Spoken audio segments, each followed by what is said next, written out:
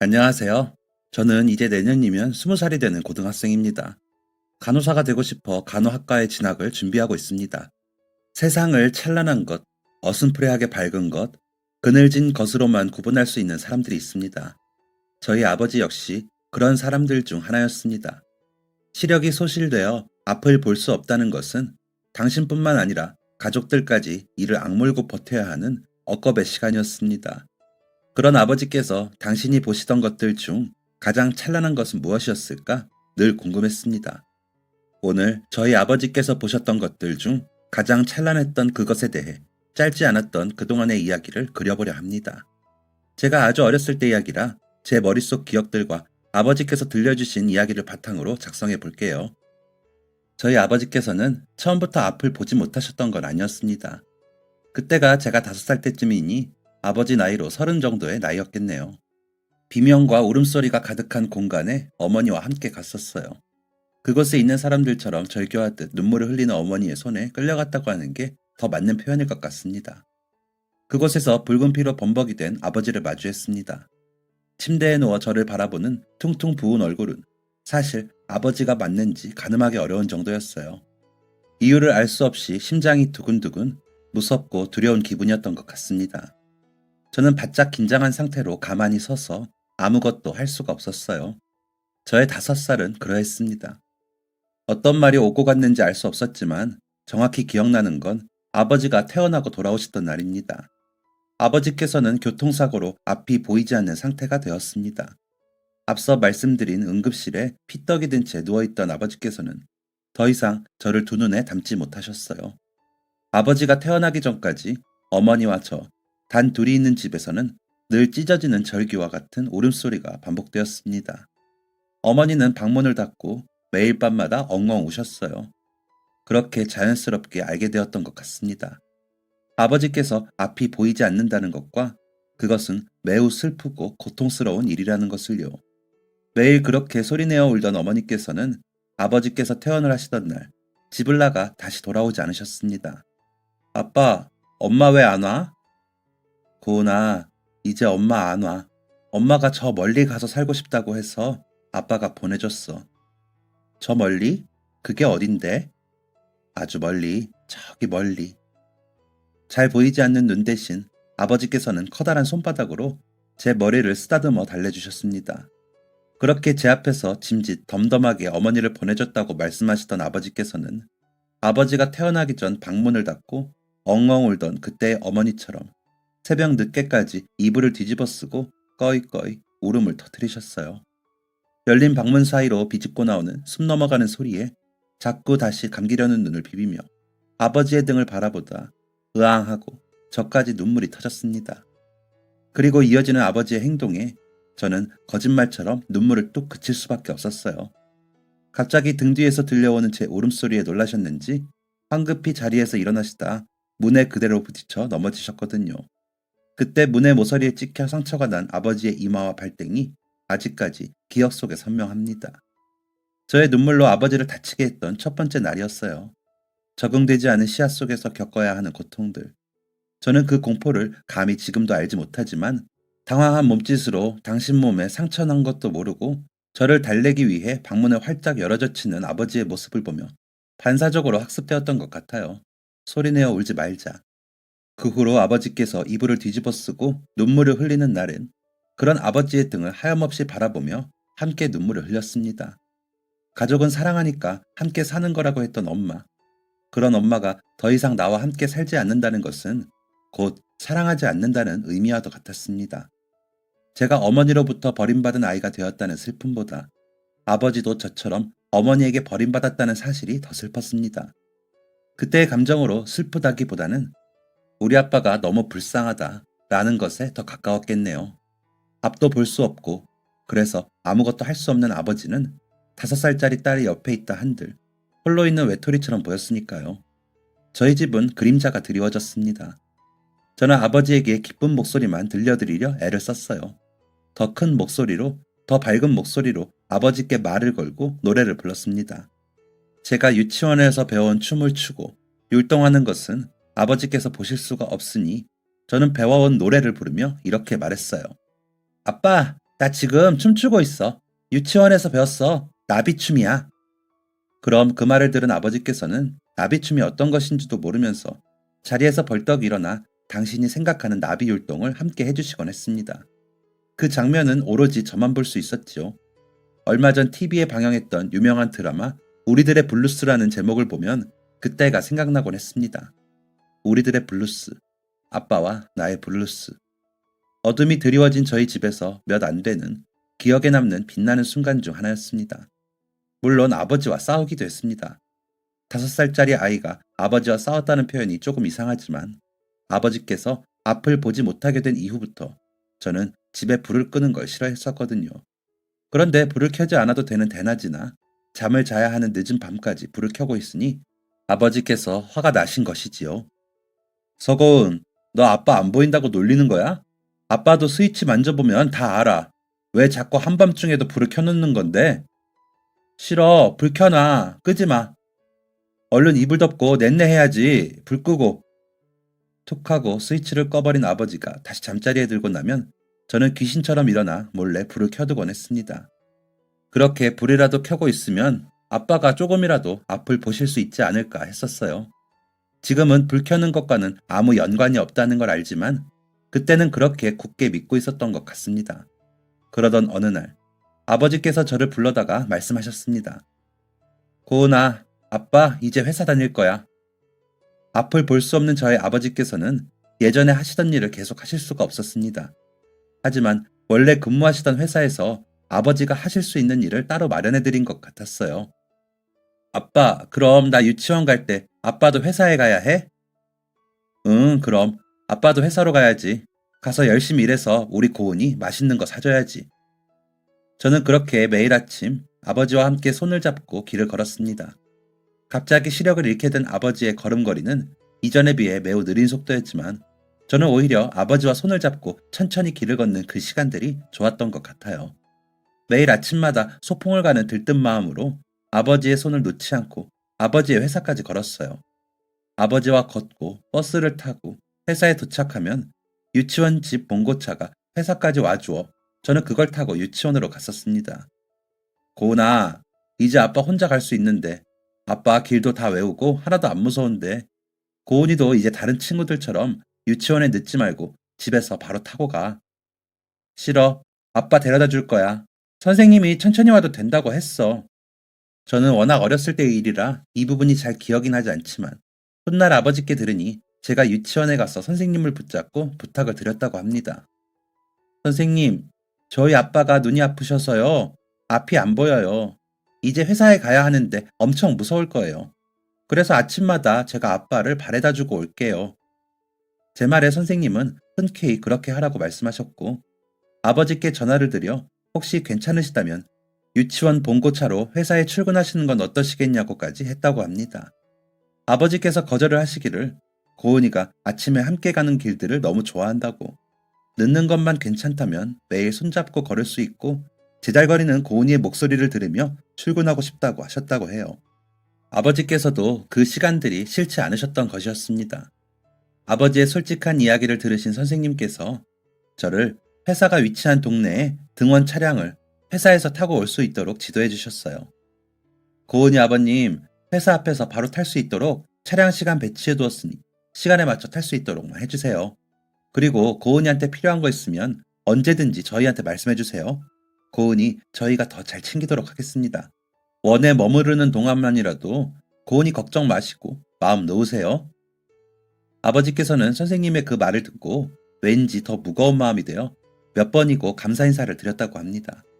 선생님께서 신경 써주셨는데 왜 마음이 더 무거워졌어, 아빠? 훗날 제가 이 이야기를 듣고 아버지께 여쭈니 아버지께서는 말씀하셨어요. 전혀 도움받을 일이 아닌데도 남에게 의지하게 되니 내가 더 잘해야겠다는 생각이 들더라고.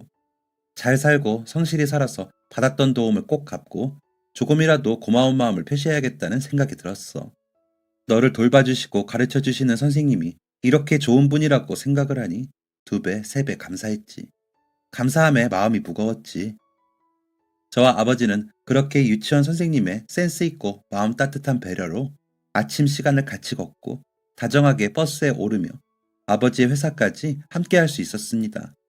매일 아침마다 아버지의 손을 잡고 회사에 가면 예전에 아버지와 같은 업무를 하셨던 많은 동료분들이 마중 나와 반겨주시곤 했습니다. 아이고, 고은이 왔네. 오늘도 아빠 손 꼭 붙잡고 왔네.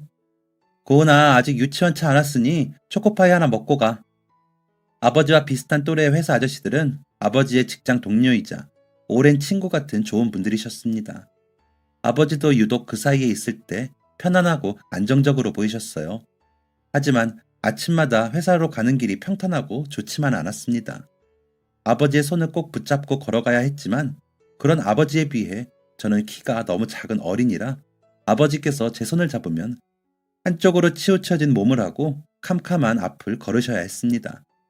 한쪽 손으로는 지팡이를 짚고 한쪽 손으로는 제 손을 잡고 걸으셔야 했던 아버지. 제 손을 꼭 잡고 걸으실 필요는 없었지만 어린 딸이 당신 손을 놓으면 큰일이라도 날까 안절부절하니 끝까지 꼭 잡고 걸어주셨던 것이지요. 손을 잡지 않으면 제가 어디 있는지, 제가 똑바로 잘 가고 있는지 확인할 수도 없었기 때문에 더 악착같이 손을 잡고 걸으셨던 것 같습니다. 어린 저는 제가 아버지를 지켜드리고 있다고 생각했지만 현실은 아직 당신 몸 가누기도 힘드신 아버지께서 5살 어린 아이까지 행여 놓치랴 노심초사하며 매일 출근길을 걸으셨던 겁니다. 하지만 그보다 더 힘들었던 것은 사람들의 시선이었습니다. 유치원 선생님처럼 아버지 회사의 어른들처럼 다 좋은 사람만 있는 것은 아니었기 때문이지요. 몸이 불편한 사람을 배려해주는 것이 무조건적인 의무는 아니었기 때문에 여러 사람이 함께하는 출근길은 아버지께 때로는 힘들어 울고 때로는 고마워 우는 일들의 연속이었습니다. 아버지의 손을 잡고 버스에 오르면 여러 사람들의 시선이 느껴집니다. 이미 앉을 자리는 없고 빼곡한 사람들 틈으로 저와 아버지는 자리를 잡고 서요. 그 과정에서 동물원 원숭이 보듯 빤히 쳐다보는 것은 물론 어린 것이 딱하네 하고 지나가는 한마디를 하기도 합니다. 서 있던 사람들이 아버지와 몸을 부딪히게 되면 더 과하고 예민하게 짜증을 내기도 했습니다. 저와 아버지는요, 단 한 번도 버스에 함께 타고 가는 승객들에게 양보를 바란 적이 없습니다. 당연한 것이 아니기 때문입니다. 하지만 자신이 앉아있는 자리 옆에 손잡이를 잡고 서서 간다는 이유만으로 불쾌함을 드러내는 분들도 있었습니다. 눈치 주지 않아도 눈치를 준다고 느끼는 사람들이었지요. 하루는 이런 승객을 만났습니다. 저기요, 저도 피곤해서 앉아서 가는 건데 다른 자리에 서서 가주시면 안 될까요? 자리 양보 안 하는 제가 나쁜 사람이 된 것 같아서 불편하네요. 애기야, 아빠 모시고 다른 손잡이 잡아줄래? 대학생처럼 보이는 한 남자가 미간에 인상을 잔뜩 찌푸리며 큰 소리로 말하더군요. 버스에 있는 사람들이 모두 저희를 쳐다봤습니다. 아버지께서는 버릇처럼 제 손을 잡아당기며 말씀하셨어요. 아유, 죄송합니다. 불편하시면 저희가 다른 데로 옮길게요. 죄송합니다. 연신 죄송하다는 말씀을 하시며 흔들리는 버스 안에서 반대쪽 자리로 한 걸음 한 걸음 조심스레 옮기셨어요. 저희가 자리를 옮기자 이곳저곳에서 웅성거림이 터져 나왔습니다. 아이고, 옆에 좀 서 있는다고 지가 다른 것도 아니고 젊은 사람이 저렇게 인정머리가 없어서야 원. 완전 무개념 아니야? 서 있는 걸로 뭐라 해? 그 웅성거림조차 견디기 힘드셨는지 아버지께서는 두 귀가 빨갛게 달아오른 채로 제 손을 더 따뜻하게 잡아오셨습니다. 그때 한 여자분이 앉아있던 자리에서 일어나 저희 쪽으로 오셨어요. 꼬마야, 아줌마 자리에 가서 앉을래? 한마디 한마디 내뱉는 말에서 뽀송한 빨래 냄새가 나는 것 같은 어른이었어요. 그분이 일어나 그렇게 말씀하시자 바로 옆자리에 앉아있던 어르신께서도 자리에서 일어나며 저를 부르셨습니다. 꼬마야, 얼른 와서 아빠랑 같이 앉아. 아빠, 우리 가서 앉자. 배려해주신 마음 감사합니다. 그런데 정말 괜찮습니다. 서서 갈 수 있습니다. 아이고, 이 사람아. 그래도 어린 딸을 이렇게 서서 가게 할 참인가? 못 이기는 척 앉아서 가게. 정 서서 가고 싶으면 딸아이라도 앉혀서 가게. 우리가 다 남이지만 그래도 매일 같은 시간에 함께 같은 버스를 타는 사람들 아닌가? 나만 해도 벌써 5년째 같은 시간에 버스를 타고 있는데 오며 가며 자세히 기억하지는 못해도 다 익숙한 얼굴들 아닌가? 서로 배려하면서 사는 거지. 우리가 이러는 게 어디 자네 때문인 줄 아시오? 아빠 손 꼭 잡고 고양이 눈을 하고 서 있는 저 병아리가 기특해서 그러지. 맞아요. 저희가 매일 이렇게 양보해드린 것도 아니고 오늘 처음인데 한 번만 아이와 앉아서 가셔요.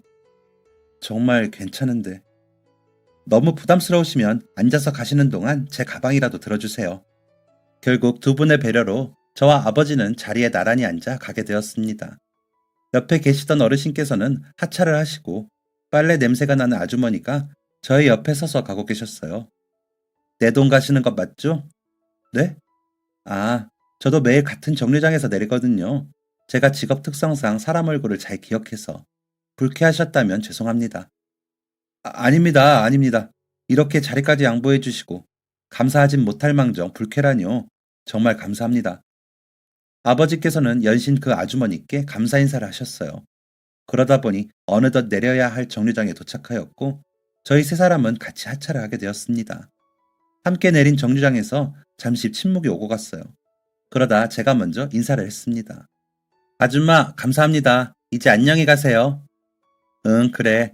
아빠 손 잘 잡고 조심해서 가, 꼬맹아. 저 꼬맹이 아니고요. 서고은이에요. 하하, 그래, 고은이. 너무 예쁘다, 너. 정말 감사했습니다. 조심해서 들어가세요. 네, 아침에 있었던 불미스러운 일은 잊어버리시고 내일 버스에서 또 뵈어요. 아주머니께서는 만약 사람이 웃는 모양을 손으로 만질 수 있다면 굉장히 포근할 것 같은 미소를 지어 보이며 길을 건너 멀어지셨습니다. 멀어지는 뒷모습을 보니 쩔뚝쩔뚝 한쪽 다리를 절고 있더라고요. 버스에서는 전혀 눈치채지 못했던 모습이었습니다. 아빠, 저 아주머니 다리가 아프셨나 봐. 응? 아주머니가 다리를 절뚝절뚝 이렇게 걸어가고 계셔. 다리가 아프신 분인 것 같아. 아, 우리 고은이가 말 안 해줬으면 아빠는 아무것도 모를 뻔했네. 정말 고마운 분이시다, 그치? 고은이는 오늘 버스에서 기분이 어땠어? 나? 나 엄청 기뻤지.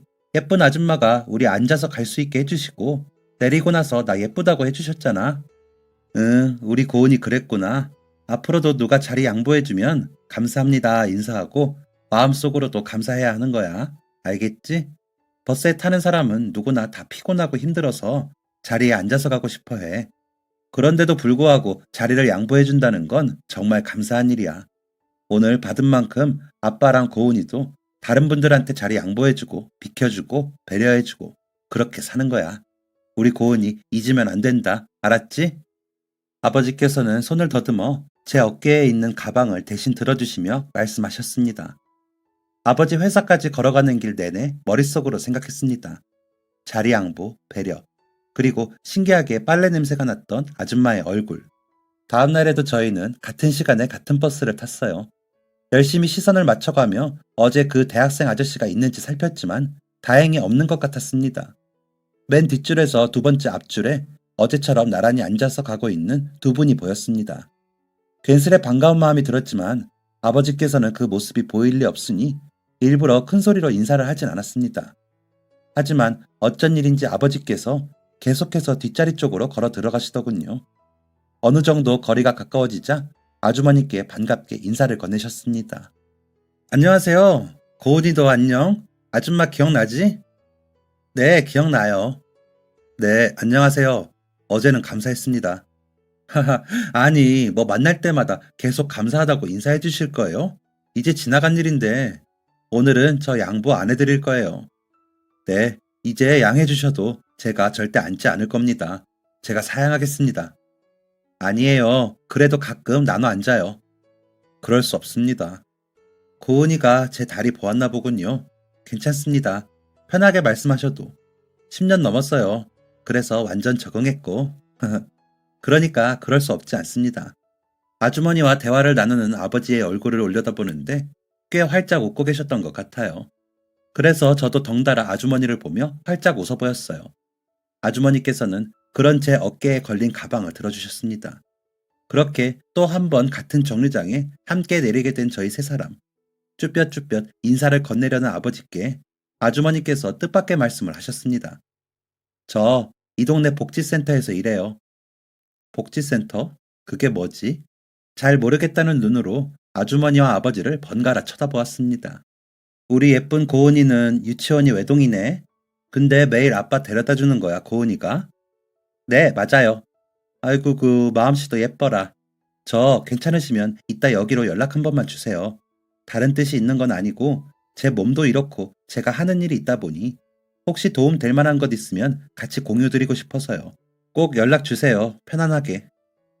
아주머니는 아버지께 연락처가 적힌 명함을 건넸습니다. 아버지는 쭈뼛쭈뼛 명함을 받아들고 그날 밤 내내 고민하셨다고 해요. 결국 연락을 하지 못하고 다음 날이 되었고 버스에서 만나면 어젠 너무 늦어서 연락을 못 드렸다고 인사를 하려 했지만 버스에 아주머니께서 타고 계시지 않았지요. 왠지 걱정이 몰려드는 아버지께서는 그 마음을 참지 못하고 퇴근을 하시기도 전에 명함에 적힌 번호로 동료에게 부탁해 전화를 걸었다고 합니다. 여보세요?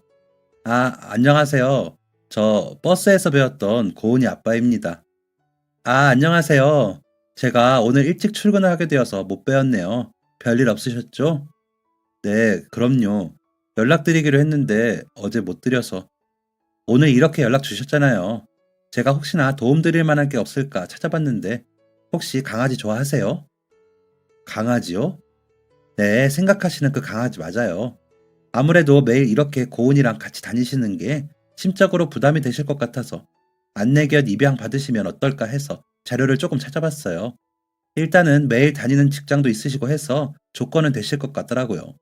안내견이랑 같이 지낼 비용만 부담할 수 있으시면 매일 고은이 손잡고 다니시는 것보다 전문적으로 교육받은 안내견과 함께 하시는 것도 좋을 것 같아요. 고민해보시고 제가 문자로 번호 하나 남겨드릴게요. 혹시 필요하시면 그쪽 번호로 연락해서 신청하실 수 있다고 해요. 아, 안내견은 아예 생각조차 못 해보았어요. 이렇게 친절하게 설명까지 해주시고 감사해서 어쩌죠? 저도 내심 아이가 손잡고 언제까지 회사를 다닐 수가 없기도 하고 저 때문에 번거롭게 배려해주신 유치원 선생님께도 죄송하고 그랬는데 안내견 입양만 된다면 고은이도 제 걱정 없이 정상적으로 등원할 수 있을 것 같네요. 녀석이 워낙 제 걱정이 많아서. 그쵸? 고은이 오래 본 건 아니지만 예쁜 마음씨가 참 반짝이는 아이예요. 그런 딸이 있다는 게 정말 샘나고 부러울 정도로. 하하. 고맙습니다. 그리고 이렇게 좋은 정보도 알려주셔서 너무 감사하고요. 받기만 해서 이걸 정말 어떡하죠? 그렇게 고마우시면 밥 한번 사주세요. 밥이요? 네, 맛있는 걸로. 물론 예쁜 고은이도 함께요. 네, 알겠습니다. 그럼 식사하시죠. 좋아요. 제 이름은 김재옥입니다. 제 이름은 서민석입니다. 아버지는 아주머니께 식사를 대접하며 고마운 마음을 표하기로 결심하셨습니다. 아주머니와 식사 약속을 잡고 안내견 입양을 받기 위해 알려준 번호로 전화를 하셨어요. 안내견 입양을 핑계로 아버지와 아주머니는 몇 번 더 식사를 함께 하셨습니다. 물론 그 자리마다 저는 늘 함께였어요. 좋았습니다. 아주머니께서 제게 정말 다정하게 대해주셨거든요. 머리도 예쁘게 따아주시고. 그런 제 모습을 아버지께서 보실 수 없다는 게 슬프긴 했지만요. 아버지께서는 한 달 동안 안내견과 함께하는 교육에 참석해 꼼꼼하게 교육을 받으셨습니다. 그리고 저희 집에는 새로운 가족이 생겼어요. 순둥한 눈매에 부드러운 털을 가진 강아지였습니다. 아빠, 얘 이름이 뭐야? 순심이. 어때? 좋아. 순심이 엄청 귀엽게 생겼다. 순심이가 저희 집에 오고 난 이후부터 저는 아버지의 출근길을 함께 하지 않게 되었습니다. 집으로 오는 등원 차량을 타고 유치원에 다녀오는 것이 저의 하루 일과였어요. 아버지께서는 출퇴근길을 순심이와 함께하며 조금 더 안정된 모습을 보이셨어요. 하지만 지금 생각해보니 아버지의 변화가 꼭 순심이 때문만은 아니었던 것 같습니다. 사고로 시력을 잃고 힘들었던 아버지의 곁을 떠나버린 어머니. 앞을 볼 수 없는 현실보다 어머니에 대한 상실감과 좌절감 때문에 더 많이 힘들어 하셨던 것이 사실입니다. 그렇게 힘들어했던 아버지의 곁에 새로운 누군가가 찾아온 것이었습니다. 순심이요? 아니요. 바로 순심이를 만날 수 있게 온 마음으로 도와준 바로 그 아주머니셨어요. 저는 그때 엄마가 생겼다거나 아빠에게 여자친구가 생겼다는 건 전혀 알지 못했습니다. 그저 저를 예뻐해주고 다정하게 대해주시는 아주머니가 아빠와 친하게 지낸다는 것만 알고 있었어요. 저희 세 사람은 정말 자주 만났습니다. 함께 맛있는 음식을 먹기도 하고 저희 집에서 아버지가 좋아하는 음악을 함께 듣고 이야기를 나누며 시간을 보내기도 했어요. 즐거웠답니다. 그렇게 3년 정도가 흘렀던 것 같아요. 제가 초등학교에 입학할 때쯤이었거든요. 아버지께서 저를 불러앉히고 말씀하셨습니다. 고은아, 우리 고은이는 엄마 안 보고 싶어? 그 질문을 듣고 정말 많이 놀랐어요. 어머니가 집을 나간 이후 처음으로 하는 엄마 이야기였거든요. 고은아, 아빠가 눈이 이렇게 돼서 우리 고은이 힘들게 해 미안하다. 엄마 없이 외롭게 자라게 해서 미안해. 아니야, 아빠. 나 엄마 하나도 안 보고 싶어. 진짜야. 하나도 안 보고 싶다고 말하면서 제 눈에서는 왜 눈물이 흘러나왔는지 모르겠습니다. 혹시나 울음소리를 듣고 아버지가 놀라실까? 엄마가 보고 싶어서 운다고 생각하고 혼자 자책하실까? 입술을 꼭 다물고 울음소리를 참았습니다. 제 뺨을 타고 소리가 한 방울도 섞이지 않은 눈물이 쉴 새 없이 흘렀어요. 엄마, 보고 싶었습니다. 왜 나를 버리고 갔어? 너무 묻고 싶었고 원망스러웠습니다. 하필 왜 아빠한테 그런 사고가 났어? 억울하기도 했습니다. 고은아, 엄마가 안 보고 싶다고 하는 건 거짓말인 거 알아.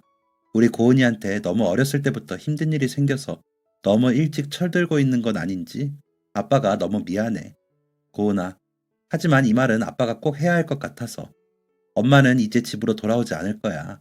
이 말을 너한테 더 일찍 해줬어야 했는데 그러지 못해서 미안하다. 너는 아빠한테 의지하는 게 당연한 아직 너무 어린 아이인데 아빠가 너한테 의지하느라 네 마음 돌보지 못해서 미안해. 그때 당시에는요. 아버지께서 하시는 말씀을 잘 알아듣지 못했습니다. 그냥 어머니가 이제 돌아오지 않는다는 걸 아버지 입을 통해 정확하게 알게 되고 그게 서러워서 눈물만 났어요. 사랑했던 어머니를 이제 영영 볼 수 없다는 슬픔은 없었습니다. 그저 남들은 다 있는 어머니가 제게는 없다는 사실이 더 힘들었던 것 같아요. 초등학교에 입학을 하고 얼마 지나지 않아 아버지와 제옥 아줌마가 혼인신고를 했습니다. 두 분이 정식으로 부부가 되기 전 저와 함께하는 식사 자리에서 이렇게 말씀하셨어요. 고은아, 아줌마가 너 엄마 하면 어떨까? 그 말을 듣고 저는 정말 깜짝 놀랐습니다. 엄마가 있었으면 좋겠다. 왜 나만 엄마가 없어야 할까? 엄마가 다시 생길 순 없는 거겠지. 하는 슬픔들에 갇혀 있었는데 누가 갑자기 제 엄마를 해줄 수 있다는 거였죠. 깜짝 놀란 제 두 눈을 보고 아버지께서 말씀하셨어요. 우리 딸 놀랐어? 딸이 싫다고 하면 안 해. 아니, 나 안 싫어. 좋아. 근데 아줌마가 우리 엄마 되려면 아줌마랑 아빠가 부부 되는 거잖아. 부부는 사랑하는 가족이잖아. 아빠, 아줌마 사랑해? 제 질문에 두 분이 말없이 서로를 바라보셨습니다. 한참을 말없이 바라보던 침묵을 깨고 아버지께서 저를 품에 안고 등을 포근하게 쓰다듬으셨어요. 그럼 사랑하지. 고은이가 순심히 사랑하는 만큼, 아빠가 고은이 사랑하는 만큼, 하늘만큼 땅만큼 사랑하지. 고은아, 아줌마도 아빠 사랑해. 그런데 아빠 사랑하기 전에 고은이를 먼저 사랑했어. 초롱초롱한 눈으로 아빠 손을 잡고 아줌마를 바라봤던 5살의 고은이를 먼저 사랑했어. 고은이는 몰랐겠지만 아줌마 인생에 고은이가 가장 큰 선물이었어. 고은이처럼 예쁘고 반짝이는 보석을 본 적이 없었거든. 아줌마가 고은이 몰래 사랑해서 좀 징그러우려나? 안 징그러워. 근데 사랑하는 게 뭔데요? 순심이를 생각하는 마음? 아빠를 생각하는 마음? 저도 아줌마 좋아해요. 아줌마한테서 빨래 냄새 나거든요. 그래도 제 머리도 예쁘게 따아주시고, 순심이한테도 잘해주시고, 우리 아빠랑 맛있는 밥도 같이 먹어주시잖아요. 우리 가족 버리고 간 엄마 대신 아줌마가 우리한테 다정하게 해주셨잖아요. 저 아줌마 좋아해요. 정말, 정말이니? 정말 아줌마 좋아해? 고은이가? 너무 고마워. 정말 고마워서 너무 행복해. 이리 온, 아줌마 안아줘. 아주머니는 순심이가 제게 안기듯 큰 귀를 고겨가며 제 어깨에 얼굴을 묻으셨습니다. 아버지는 제 등 뒤에서 그런 저와 아주머니를 한 품에 가두어 끌어안으셨어요. 그 순간 저희 가족을 버리고 떠난 어머니의 얼굴이 잠깐 스쳐 지나갔어요. 하나도 슬프지 않았어요. 그렇게 저희 세 사람은 가족이 되었습니다. 순심이까지 있으니 총 4명이네요. 가족이 된다고 해서 전보다 크게 달라지는 것은 없었어요. 지금에야 드는 생각이지만 크게 달라지는 게 없었던 건 어린 저를 위해 너무 갑작스러운 변화를 주지 않으려는 새어머니와 아버지의 따뜻한 배려였던 것 같습니다. 저는 행복했습니다. 아버지 몰래 울음소리를 삼키며 소리 없는 눈물을 흘리는 일도 없었습니다. 그렇게 행복 속에서 저희 네 가족은 따뜻한 사랑을 키워나갔어요. 시간은 흘러 어느덧 제가 고등학교에 입학하게 되었어요. 그리고 17살 제 생일날이었습니다. 도란도란 마주 앉아 케이크를 불고 어머니께서 정성스레 차려주신 맛있는 밥을 먹고 있었어요. 고은아, 엄마하고 아빠하고 장기 기증을 등록하려고 해. 장기 기증? 갑자기 그게 무슨 말이야? 장기 기증이라는 네 글자만 듣고 저는 깜짝 놀라버렸습니다. 멀쩡히 잘 살아있는데 장기를 기증하다뇨?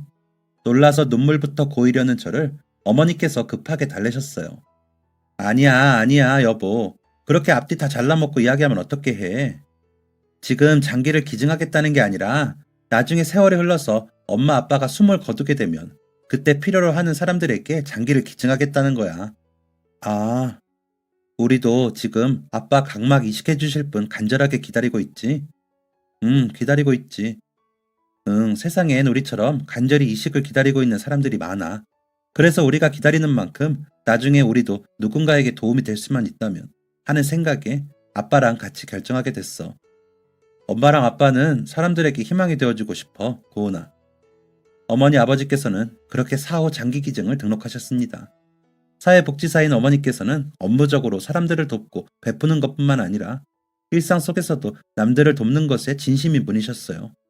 그런 어머니를 만나 아버지께서도 남들을 더 돕고자 하셨고요. 자연스레 두 분의 진심은 제게도 영향을 끼쳤습니다. 어떤 방식으로 사람들을 더 많이 도우며 살 수 있을까? 몸이 불편하고 아픈 사람들을 더 가까이서 도울 수 있는 방법은 무엇일까? 고민을 하다가 병원에서 일하는 사람이 되고 싶어졌어요. 그래서 간호사가 되기 위해 열심히 공부했습니다. 간호대학을 목표로요. 그날도 토요일 학원 수업 후 독서실에 가서 공부를 하고 있었습니다. 한참 공부를 하고 있는데 어머니로부터 전화 한 통이 걸려왔어요. 여보세요? 고은아, 고은아, 됐다. 이제 됐어. 아빠 각막 수술 받을 수 있게 됐다. 응? 정말? 정말이에요? 응, 방금 병원에서 전화 왔는데 기여자가 나타났단다. 어떡하니 믿기지가 않아. 아빠는 옆에 있어? 아빠 지금 눈물 나서 오느라 화장실에서 안 나와. 그동안 그렇게 간절히 기다렸으니 지금 바로 집으로 갈게요, 엄마. 저는 기쁜 마음으로 집으로 달려갔습니다. 아버지께서 세상을 다시 볼 수 있는 기회였어요. 너무 기뻐서 집으로 가는 내내 눈물이 앞을 가렸습니다. 자꾸 차오르는 눈물에 눈앞이 뿌얘져서 길이 보이질 않더군요. 집으로 달려가 화장실 문을 열고 아버지를 힘껏 끌어안았습니다. 아버지는 마치 어린아이처럼 몸을 웅크리고 엉엉 울고 있었습니다. 그 모습에 왠지 세상이 무너져 내리는 것만 같아 더 힘껏 아버지를 안아드렸어요. 수술 날짜를 기다리는 것, 수술실 앞에서 아버지를 기다리는 것, 정말 시간이 느리게 흐르더군요. 어머니와 두 손을 모아 기도를 하며 애타게 기다렸습니다. 무사히 수술이 끝나고 회복 후 처음 눈을 뜬 아버지를 보는 순간 덜컥 겁이 나기도 했습니다. 수술은 잘 됐다고 했는데, 분명 잘 됐다고 했는데, 심장이 두근거렸습니다. 우리 딸, 아버지께서 손을 뻗어 제 뺨을 쓰다듬으셨어요. 눈동자가 움직이는 모습이 조금 어색하긴 했지만 분명히 저를 바라보고 계셨습니다. 여보, 어머니께서는 저보다 더 많이 긴장하셨을지도 모르겠어요. 아버지께서는 어머니 얼굴을 보며 한참을 아무것도 하지 못하시고 멍하니 눈물만 흘리셨습니다. 여보, 이렇게 아름다운 여자가 내 아내였어? 나 보여요? 정말 나 보여요? 이렇게나 아름다운 천사가 내 아내라니. 여보, 놀리지 마요. 정말 이제 다시 볼 수 있는 거야? 너무 예쁘다, 당신. 그리고 너무 예쁘게 컸구나, 우리 딸. 이렇게 예쁘게 컸어. 그렇게 작고 찹쌀떡 같던 애가 이렇게 예쁘게 컸어. 아빠, 아빠. 아버지께 아무 말도 할 수가 없었습니다. 아빠라는 두 글자만 반복해서 부르며 서로를 부둥켜 안았습니다. 이제 정말 다시 앞을 보실 수 있게 된 것이지요. 너무 오랜 시간 동안 기여자가 나타나지 않아 아버지께서 말씀은 안 하셔도 정말 지쳐 보이셨는데 이렇게 수술을 받고 다시 회복할 수 있다는 사실이 믿기지 않더군요. 아버지에게 새 인생을 선물해 주시는 기여자분께 정말 너무 감사했습니다. 솔직히 다시는 아버지께서 눈을 뜨지 못하실 거라고 생각했었는데 그런 부정적인 마음을 가졌던 제가 너무 한심할 정도로 기뻤습니다. 저희 가족은 아버지의 회복 이후 이루 말로 표현할 수 없는 기쁨과 행복 속에 살고 있습니다. 저는 다음 달 수능을 앞두고 있고요. 공부가 잘 돼서 목표로 하는 대학에 갈 수 있을 것 같습니다. 어머니와 아버지는 아직 합격하지도 않았는데 벌써 합격한 것 마냥 축하해주고 계십니다. 지금 들려드릴 대화는 얼마 전 어머니 아버지와 함께 차를 타고 학교를 가면서 나눴던 대화 중 일부인데요. 이 대화가 가슴에 쏙 박혀서 잊혀지지가 않아 여러분들께도 들려드리고 싶어요. 아빠, 아빠, 그때 가장 슬픈 게 뭐였어? 우리 딸 얼굴 못 보는 거. 그때 우리 딸은 하루가 멀다 하고 쑥쑥 크고 있었는데 커가는 우리 딸의 모습을 볼 수가 없는 거. 그게 제일 힘들었지. 정말 쑥쑥 크긴 했어. 그치? 이렇게까지 키가 커질 줄은 몰랐는데. 그래도 엄마 아빠 눈엔 우리 딸 고은이가 제일 예뻐. 히히, 그럼 아빠, 그때 좋았던 적은 있어? 행복했던 적? 당연히 있지. 아빠는 슬펐던 것보다 행복하고 좋았던 게 더 많아. 셀 수 없이 많아서 다 말하기 어려울 정도야. 우선 우리 딸이 아빠 손잡고 회사까지 바래다 주고 길에서 넘어지지 말라고 올바른 길로 데려다 줬지. 아빠가 정말 행복했어, 그때. 아빠도 무서웠거든. 근데 이상하게 고은이 너 손만 잡으면 두려움이 싹 사라지면서 자신감이 생기는 거야. 네 손만 잡으면 나는 무적이었어. 그러다가 너네 엄마도 만나고 또 행복했지. 내 인생에 내가 아는 천사는 오직 내 딸 서고은 하나인 줄 알았는데 하나가 더 있네. 하하, 정말 행복했어. 눈앞에 아무것도 안 보이고 희뿌연 세상인데 그 하얀 눈앞에서 유난히 찬란하고 빛나는 게 고은이 너랑 네 엄마였다. 온통 하얀 시야에서 찬란하고 빛나던 사랑, 사랑이었지. 고은이하고 재옥이 두 천사. 아, 우리 순심이까지 세 천사네. 아빠, 완전 시인 아니야? 유난히 찬란하고 빛나던 사랑, 나 이거 일기장에 쓸래. 하하, 그런데 진짜였어. 진짜 빛나고 찬란했어. 다시 태어나도 그런 사랑은 없을 거야. 보이지 않는 사랑, 아무것도 보이지 않는 세상에서 아버지께서는 사랑을 주고 사랑을 찾아내셨습니다. 사랑으로 충만하셨던 아버지였기에 저희도 더 사랑할 수 있었던 것이겠지요. 그 무한한 사랑은 결국 기적을 만들어내고 사랑하는 이의 세상을 더 빛나게 만들어 주었습니다. 아직도 아버지께서 시력을 되찾으신 이 기적 같은 이야기가 믿기지 않습니다.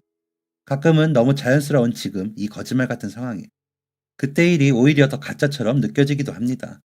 하지만 모든 일은 다 사실이었고 그 모든 힘든 일들을 아버지께서는 잘 버텨내 주셨죠.